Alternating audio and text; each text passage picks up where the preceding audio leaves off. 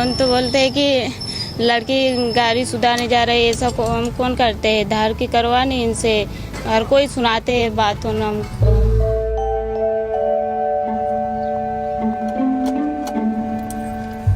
बहुत सी औरत ट्रेन चलाती है, हवाई जहाज चलाती है, तो हम भी कम नहीं है। मतलब हम भी मोटरसाइकिल रिपेयरिंग का काम कर सकते हैं। ऐसा करके हमने जवाब दिया उनको। ਦੇਖਣ ਵਾਲੇ ਹੈਰਾਨ ਰਹਿ ਜਾਂਦੇ ਨੇ ਅਤੇ ਉਹਨਾਂ ਨੂੰ ਆਪਣੀਆਂ ਅੱਖਾਂ ਤੇ ਯਕੀਨ ਨਹੀਂ ਹੁੰਦਾ। ਕੁਝ ਕੁੜੀਆਂ ਇਸ ਕੰਮ ਨੂੰ ਅੰਜਾਮ ਦੇ ਰਹੀਆਂ ਨੇ। ਦੇਖਣ ਵਾਲੇ ਟੋਕ ਵੀ ਦਿੰਦੇ ਨੇ ਕਿ ਕੰਮ ਕਰਦੇ ਕਰਦੇ ਕਿਤੇ ਇਹਨਾਂ ਕੁੜੀਆਂ ਨੂੰ ਸੱਟ ਨਾ ਲੱਗ ਜਾਵੇ। ਪਰ ਇਹਨਾਂ ਕੁੜੀਆਂ ਦਾ ਆਤਮ ਵਿਸ਼ਵਾਸ ਹੀ ਹੈ ਕਿ ਇਹਨਾਂ ਦੇ ਹੱਥਾਂ ਵਿੱਚ ਔਜ਼ਾਰ ਨੇ ਅਤੇ ਗੱਡੀਆਂ ਤੇ ਇੰਨੀ ਸਫਾਈ ਨਾਲ ਇਹਨਾਂ ਦੇ ਹੱਥ ਚੱਲਦੇ ਨੇ। ਗਾਇਤਰੀ ਕਾਸਟੇ ਕੋਰਕੂ ਆਦੀਵਾਸੀ ਸਮਾਜ ਤੋਂ ਆਉਂਦੀ ਹੈ। ਇਹ ਪੂਰਾ ਇਲਾਕਾ ਹੀ ਆਦੀਵਾਸੀ ਬਹੁਗਿਣਤੀ ਵਾਲਾ ਹੈ। ਕਦੇ ਰੋਜ਼ਗਾਰ ਦੀ ਭਾਲ ਵਿੱਚ ਇਹ ਕੁੜੀਆਂ ਹਿਜਰਤ ਕਰਕੇ ਦੂਜੇ ਸ਼ਹਿਰਾਂ ਵਿੱਚ ਜਾਂਦੀਆਂ ਸਨ ਅਤੇ ਅਕਸਰ ਸ਼ੋਸ਼ਣ ਦਾ ਸ਼ਿਕਾਰ ਹੁੰਦੀਆਂ ਸਨ। ਹੁਣ ਕਿਤੇ ਜਾ ਕੇ ਇਹਨਾਂ ਨੂੰ ਜ਼ਿੰਦਗੀ ਵਿੱਚ ਸਕੂਨ महसूस हो रहा है। ऐसा बोलते हैं कि क्या लड़के करते हैं लड़की करेगी, अब ऐसा बोलते हैं। अगल बगल के लोग बोलते हैं कि तुमने ये क्या काम कर लिया, और कोई सा काम कर लेते, सिलाई का देख लेते।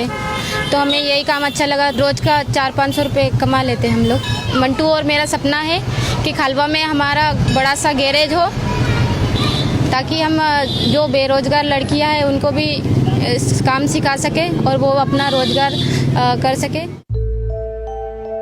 ਹਿਜਰਤ ਅਤੇ ਸ਼ੋਸ਼ਣ ਦਾ ਇਸ ਇਲਾਕੇ ਵਿੱਚ ਲੰਬਾ ਇਤਿਹਾਸ ਰਿਹਾ ਹੈ ਅਤੇ ਇੱਥੇ ਦੀਆਂ ਆਦੀਵਾਸੀ ਕੁੜੀਆਂ ਉਸ ਨੂੰ ਯਾਦ ਨਹੀਂ ਕਰਨਾ ਚਾਹੁੰਦੀਆਂ।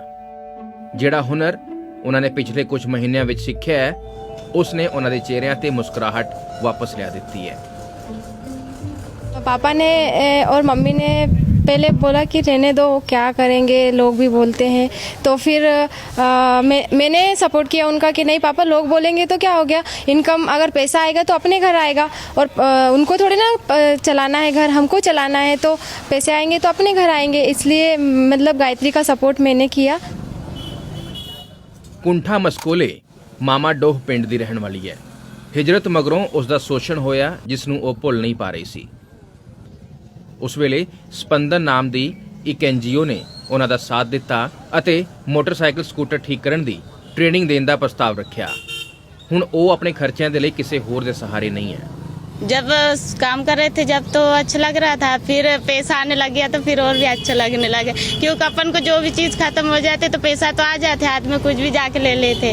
और पहले क्या काम कर लेता फिर पैसा आते, टाइम पे काम भी नहीं मिलते। और इसमें क्या दिन भर में 2-3 गाड़ी भी आ जाए तो बहुत है, अपना खर्चा निकल जाते हैं। पहले से ही बोल के रखूँगी कि मैं यही काम करूँगी, मंजूर है तो शादी कर, नहीं तो जा बाहर में। तो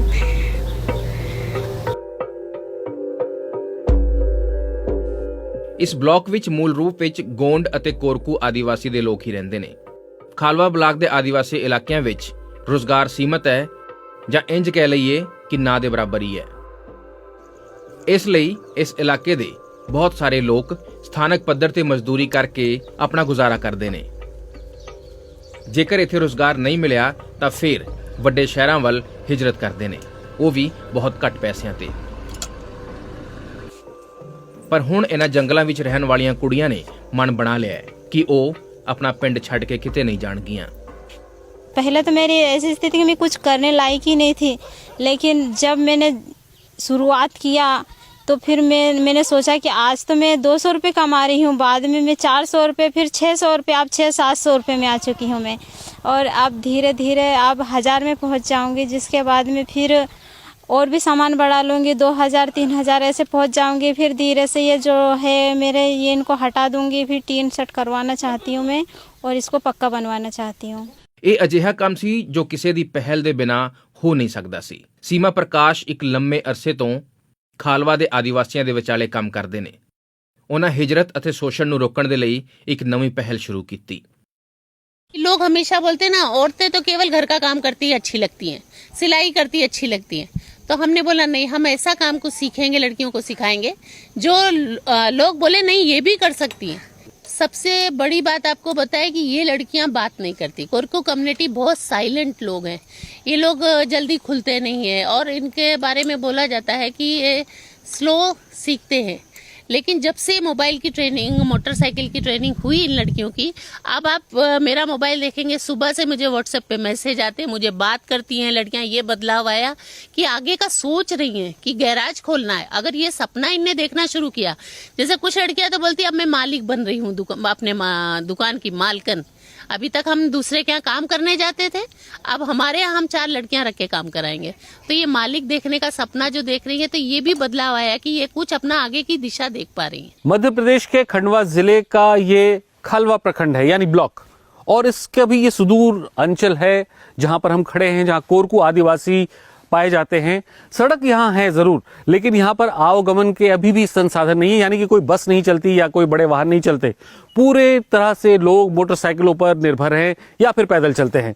और ऐसे में इन आदिवासी लड़कियों की जो पहल है मैकेनिक का काम करने की, उसको लेकर काफी सराहना की जा रही है। और यहाँ तक के अब स्थानीय पंचायत ने फैसला किया है कि वो इन लड़कियों को जगह उपलब्ध कराएंगे ताकि वो अपना गैराज खोल सके। हम इन्हें एक ऐसी लोकेशन पे जगह उपलब्ध कराएंगे इन बच्चियों को जहां आसपास पूरे सरकारी कर्मचारियों के निवास हैं, सरकारी ऑफिसेज हैं।